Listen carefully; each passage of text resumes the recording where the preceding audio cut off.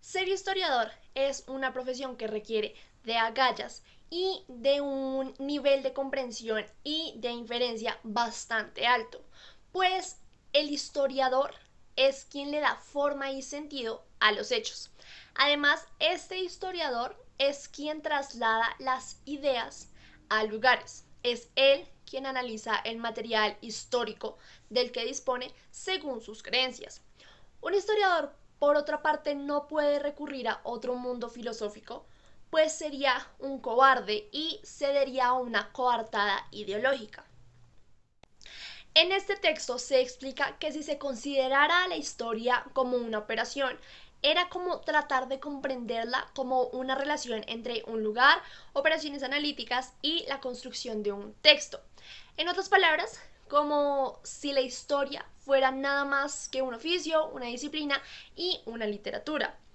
Claramente, al hacerse un estudio histórico, quien lo realice debe referirse al lugar donde ocurrieron los sucesos y las características de dicho lugar, como por ejemplo la producción económica, la política, la cultura, entre otros. Para contextualizar esta relación historia-lugar, se hará una recapitulación desde los años 40, cuando apareció la primera crítica al cientifismo, en el cual se explicaba que la historia objetiva tenía relación con un lugar. Luego llegó una época de desconfianza, pues las personas reconocían que los trabajos históricos dependían del autor y de la subjetividad con que éste los trataba. Al día de hoy es bien conocida la lección y me permitiré citar al autor cuando explica este argumento, pues dice que, abro comillas, los hechos históricos se hallan constituidos por la introducción de un sentido en la objetividad. Enuncian en el lenguaje del análisis selecciones que le son anteriores, que no resultan de la observación y que no son ni siquiera verificables, sino solamente falsificables gracias a un examen crítico. Y el autor concluye su oración comentando que hay muchas filosofías individuales a la hora de hablar de la relatividad histórica. Algo que impactó mucho fue cuando el autor enuncia que los verdaderos destinatarios de los textos de historia no somos los lectores, sino son los colegas del autor. Esto claramente es una sorpresa, puesto que siempre se nos enseñó que hay que dirigir las obras a los lectores.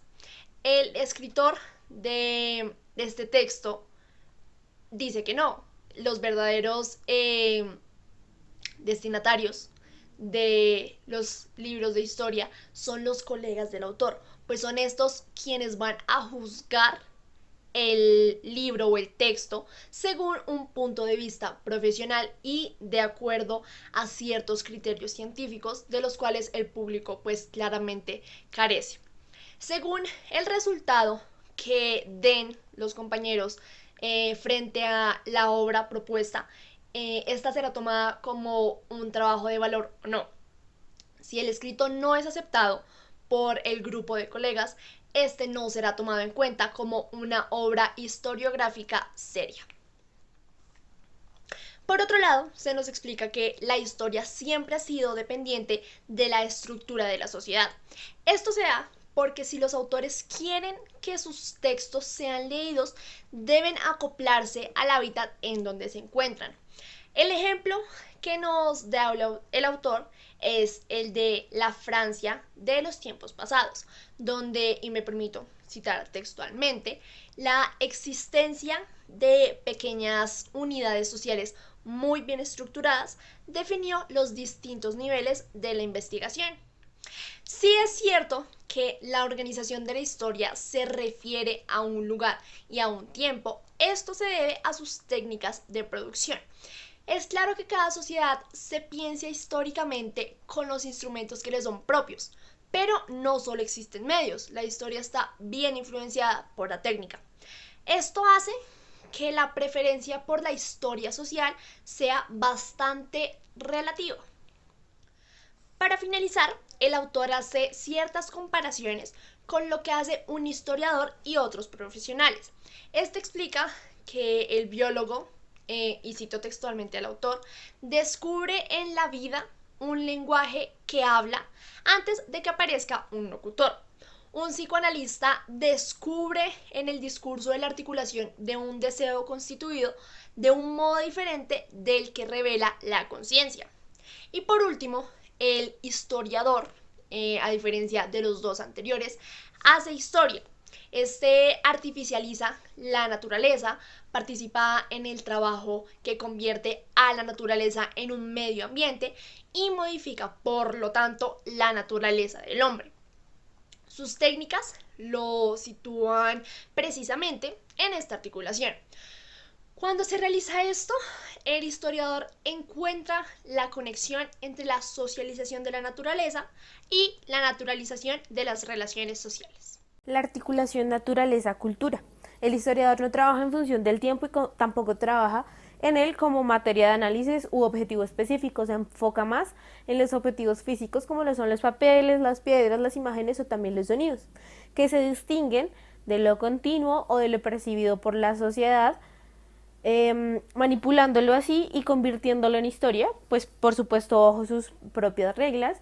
Y para entrar en la categoría de obra histórica, la sociedad tendría que transformar la relación que tiene con esta.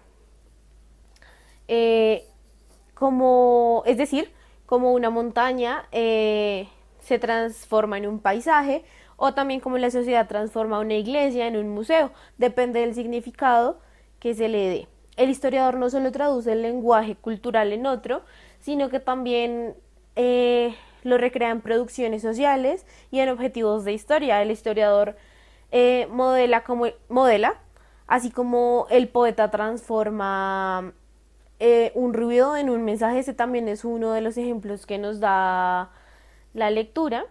Y este tipo de manipulación se asemeja a la fabricación que se hace con el mineral,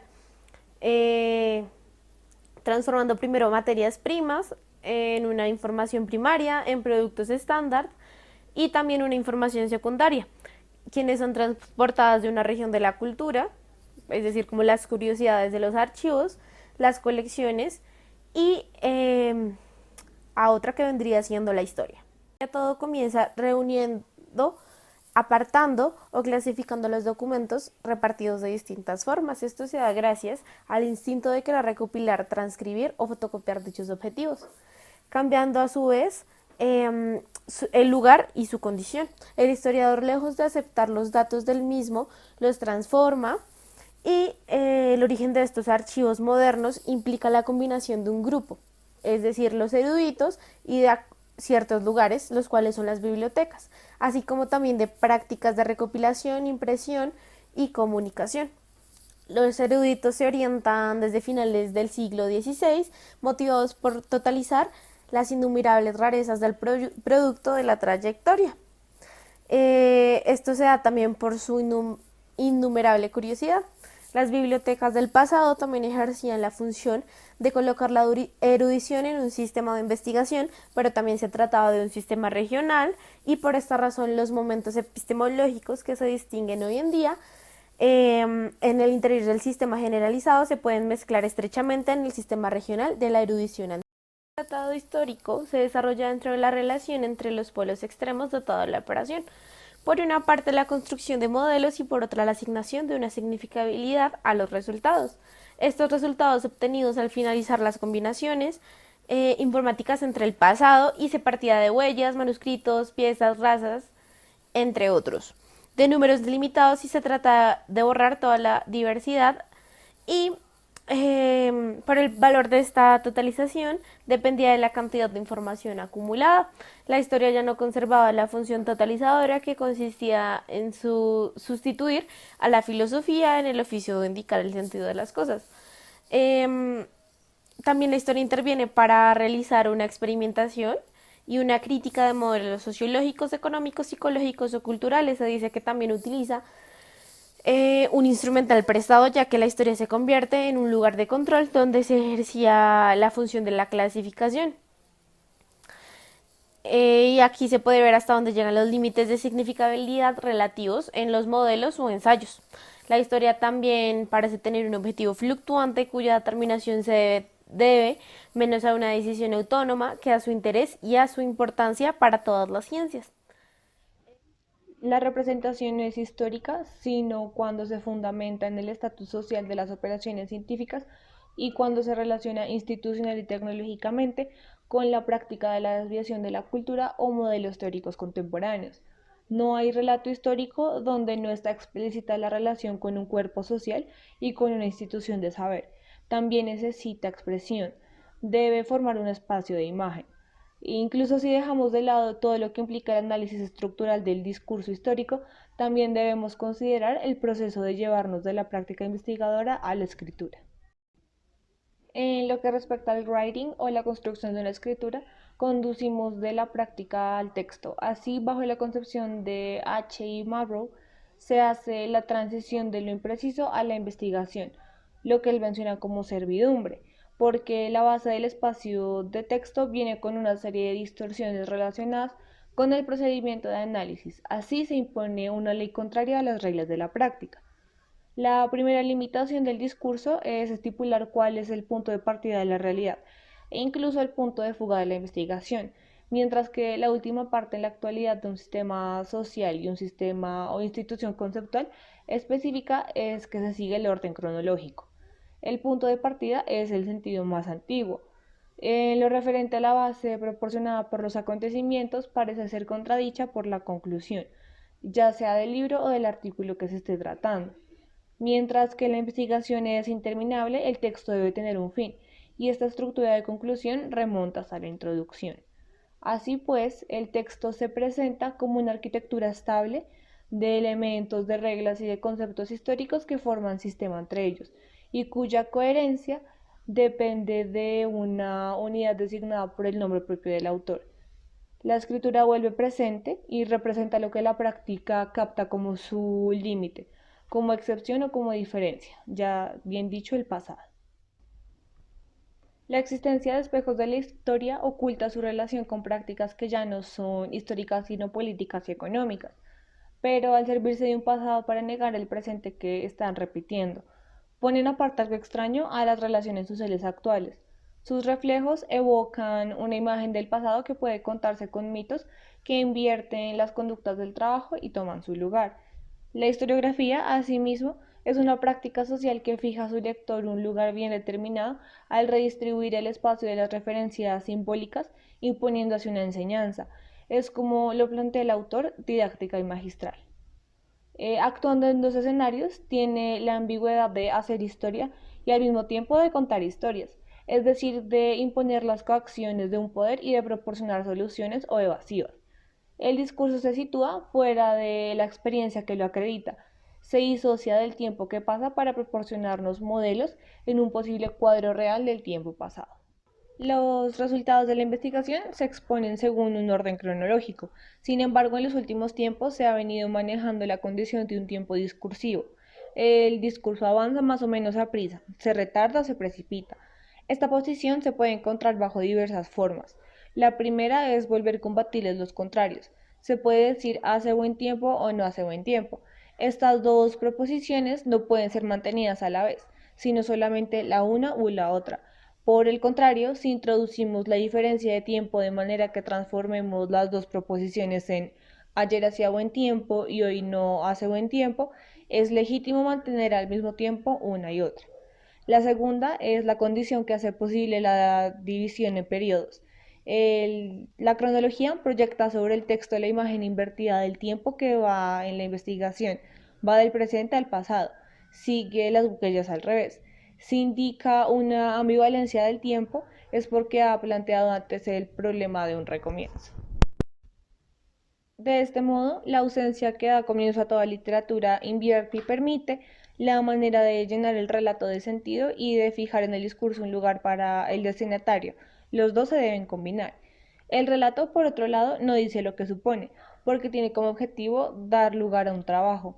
La ley transita solamente por un estudio particular, cuya organización asegura la relación entre los términos, ya sea el origen o el presente, que usualmente son dejados fuera del campo. Este propósito globalizante se encuentra a lo largo de toda la obra. Nos remite finalmente a una voluntad política de administrar los conflictos y de regularlos desde un solo lugar. Literariamente produce textos que de diversas maneras tienen la doble característica de combinar una semantización con una selección y de ordenar una inteligibilidad junto con una normatividad. Teniendo en cuenta una tipología general del discurso, una primera aproximación se refiere al modo del cual se organiza en cada discurso la relación entre su contenido y su expansión. En la narración, una y otra nos remiten a un orden de sucesión.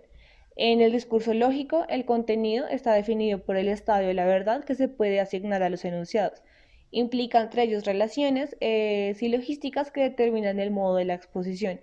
El discurso histórico en sí mismo pretende dar un contenido verdadero, bajo la forma de una narración. En un discurso mixto se realiza una construcción de movimientos contrarios.